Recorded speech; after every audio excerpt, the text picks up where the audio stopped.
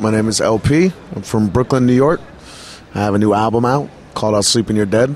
I know I haven't been walking a humble path. I know I cursed at your name and then laughed. I know I founded a name to bend calf. The servant to the groveling frame is paying cash. I gotta figure it can't hurt to ask. Suspension of disbelief and uniquely free flash. I faithfully shaken, now I'm trapped. 30,000 and dropping, it's on and popping and last.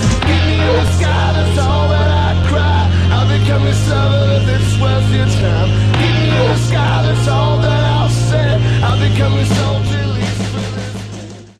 It's a play off of the expression that New York is a city that never sleeps, you know? And me imagining if I were in dialogue with the city that it would be telling me I'll sleep when you're dead, you know? And that was the idea. Just sort of that, the idea of sort of fighting for your life. I think that we all have been to some degree, but yeah, I think I've been fighting for my sanity and my health and my life, and I'm inspired by struggle to a degree, you know, and my friends, and you know, there have been strange times. I think that people aren't used to hearing emotions on records anymore. I think that I'm angry.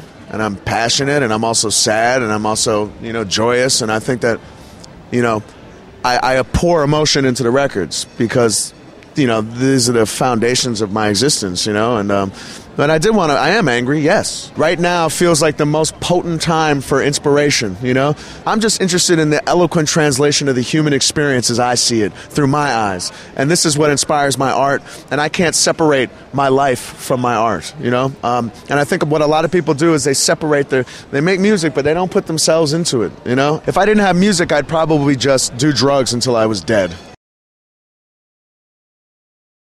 I was on a plane and the engine exploded and we had to make an emergency landing, and I realized that everyone was screaming and running around, and I realized that all of a sudden I was praying, you know, and I don't pray. I'm not a religious man. I wasn't raised religiously.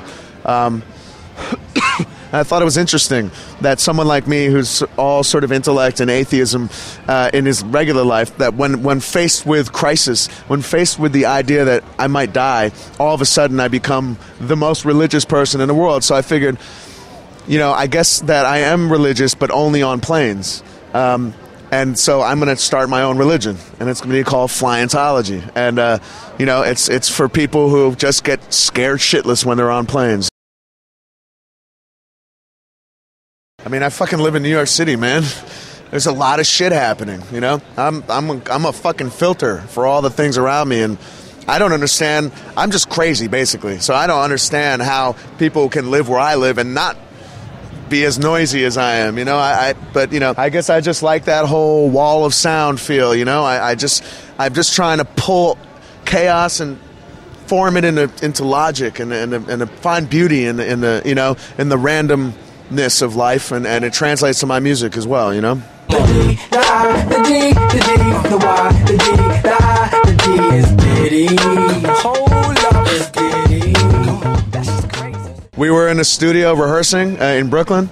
I have a rehearsal studio in Brooklyn that I go to, and all of a sudden we noticed that there were like hundreds of people there all week, and you know, catering and trucks and all that. So anyway, we were there, we were all in the studio, and we realized that Puffy was there. And we were like, I'm not leaving the fucking studio until we all get a picture with this guy. And we asked him to take a picture with us, and he was like, yeah, cool. And he came and took a picture with us. So, just that simple, you know. We just thought it was funny. Yeah, he was in there when we were rehearsing, and he was like, you know, standing in the corner doing his thing, and, you know, asked for a CD. It's cool. He's a nice guy.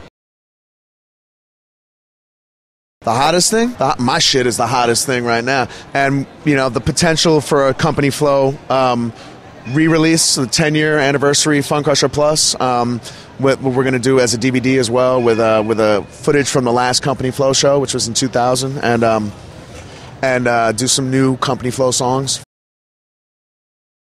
Touring's what broke us up. Why would I do that again?